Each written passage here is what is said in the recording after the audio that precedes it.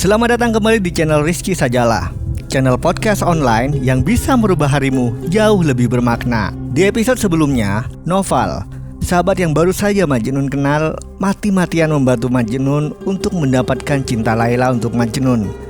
Noval mengirim pesan ajakan untuk berperang demi mendapatkan Laila untuk Majnun, guys. Bagaimana kisah selanjutnya? Namun sebelumnya, untuk yang belum tahu bagaimana kisah Majnun kemarin, bisa diklik di sini ya. Baiklah, Rizky ucapkan terima kasih banyak untuk yang masih betah di sini dan selamat menyaksikan.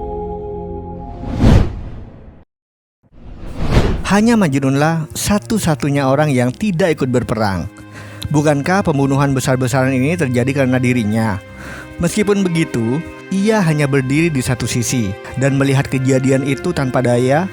Ketidakmampuannya berbuat apa-apa bukanlah karena ia seorang pengecut yang ketakutan, tapi jauh lebih buruk daripada itu. Ia tak dapat bergerak karena ia berada di tengah-tengah perkemahan. Ia merasakan penderitaan kedua belah pihak, guys. Setiap hunusan pedang, setiap tusukan belati, entah dari teman ataupun lawan, bagaikan menamparnya. Dengan meninggalkan senjatanya, ia melemparkan dirinya ke tengah medan pertempuran, guys. Berdoa kepada Allah dan memohon dengan sangat agar para pejuang itu meletakkan senjata-senjata mereka dan mengibarkan bendera perdamaian. Namun hanya ada beberapa orang yang dapat mendengarnya, dan mereka-mereka yang memang mendengarnya tak mau mendengarkannya. Adalah sebuah keajaiban bahwa ia tidak terbunuh saat itu. Majnun tahu bahwa seharusnya ia bersama Noval, dan ia tahu betul bahwa Noval bertempur demi dirinya. Oleh karena itu, ia harus mendoakan kemenangan sahabatnya yang dermawan itu. Namun, semakin seru pertempuran itu, pikirannya pun semakin kacau, guys. Bukankah ia telah seringkali mengatakan bahwa ia bersedia mati untuk Laila? Meskipun begitu, para anggota suku Laila mati terbunuh di hadapannya demi dirinya. Oleh siapa lagi jika bukan Noval dan anak buahnya, teman-teman Majnun sendiri, guys. Rasa malu memasuki pikirannya. Apakah Noval dan para anak buahnya benar-benar teman-temannya? Tapi bukankah mereka juga musuh dari temannya? Sementara pertempuran terjadi di sekitarnya, guys. Pertempuran lainnya sedang berlangsung di dalam jiwanya, sama kejamnya dengan yang berlangsung di hadapannya. Andai saja rasa malunya tidak melumpuhkannya, maka ia pasti telah mengangkat pedangnya untuk membela kaumnya dan melawan pasukan Noval. Namun, hal itu pasti akan membuat citranya menjadi buruk di mata suku Laila. Ia dapat membayangkan tawa serta ejekan dari para musuhnya, merasa mendapatkan hiburan saat melihat Majnun menyerang pasukan yang berniat membantunya dari belakang. Baginya, jika memang takdir menetapkan demikian, maka dengan senang hati ia akan menembakkan anak panahnya ke arah mereka-mereka yang menyerang suku Laila. Hatinya berpihak kepada pasukan dari suku kekasihnya, dan saat itu pun ia berdoa untuk kemenangan suku Laila. Akhirnya perasaan itu menjadi terlalu kuat untuk dapat ditahannya. Setiap kali musuhnya yang berkuda melangkah semakin maju atau melemparkan anak buah Noval dari sadel kuda, ia akan bersorak. Setiap anak buah Noval berhasil melumpuhkan musuh, ia akan segera meraung dengan cemas. Pada akhirnya, salah seorang anak buah Noval melihat bagaimana anehnya tingkah laku Majnun, menoleh kepadanya dan bertanya, "Apa yang sedang terjadi pada Anda, Tuan? Mengapa Anda hanya bisa menikmati berlangsungnya pertempuran ini dari kejauhan? Dan mengapa Anda justru merasa gembira saat pasukan musuh bergerak semakin mendekat? Apakah Anda lupa bahwa kami semua berada di sini karena Anda? Apakah Anda tidak menyadari bahwa kami semua mempertaruhkan nyawa kami demi Anda? Jika mereka memang benar-benar musuhku," sahut Majnun, "maka aku pasti dapat melawan mereka. Tapi kenyataannya mereka bukan musuhku. Orang-orang itu adalah temanku.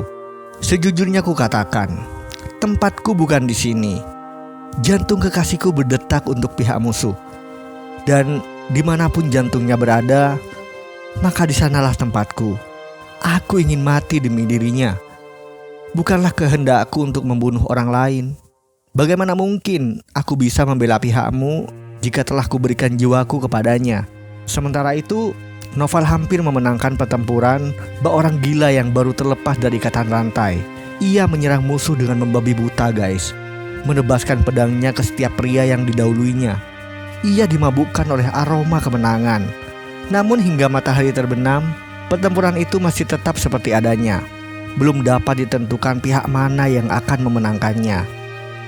Saat malam mulai menutup selubung hitamnya dan kegelapan mulai menelan sisa-sisa cahaya, para pejuang tak dapat saling melihat satu sama lainnya di atas medan pertempuran guys. Noval mengumumkan bahwa pertempuran berakhir untuk saat itu dan disepakati akan dilanjutkan keesokan harinya saat matahari terbit. Begitu banyak pria gagah berani yang tewas, dan jumlah yang terluka pun jauh lebih besar daripada yang tewas. Meskipun demikian, Noval merasa yakin bahwa ia akan dapat memenangkan pertempuran itu keesokan harinya. Ketika matahari mulai terbit, saat Noval mulai mengumpulkan pasukannya dan membawa mereka menuju medan pertempuran, salah seorang pengintainya datang ke perkemahan dengan berita bahwa pihak musuh telah diperkuat oleh pasukan dari suku-suku lainnya. Noval memang keras kepala guys, tapi ia bukanlah pria bodoh. Setelah berkonsultasi dengan pasukannya, ia mengambil keputusan mereka akan mengambil satu-satunya jalan keluar yang tersisa untuk mereka. Ia lalu mengutus sang bentara untuk menyampaikan pesan ke perkemahan musuh. Cukup sudah pertumpahan darah yang tak masuk akal ini, kata pesan itu guys. Sudah saatnya kita saling berdamai. Apa yang kuinginkan darimu dan masih tetap kuinginkan adalah Layla. Hanya dialah yang dapat mematahkan mantra ini dan melepaskan rantai khayalan dari jiwa Majnun. Sebagai balasannya, aku bersedia membayar banyak harta yang akan diangkut oleh sejumlah unta. Pikirkanlah tawaranku. Meskipun kau menolaknya, kami bersedia menyerah dan berdamai. Hanya itulah satu-satunya cara. Tak ada yang berharap bahwa suku Layla akan menerima permohonan Noval. Dan ketika sang bentara kembali dengan surat penolakan dari suku Layla, tak ada seorang pun dari mereka yang terkejut. Meskipun begitu, salam perdamaian mereka diterima guys. Tak perlu terjadi pertumpahan darah lagi. Layla dalam keadaan selamat bersama kaumnya, dan Noval beserta anak buahnya kembali ke tempat asal mereka.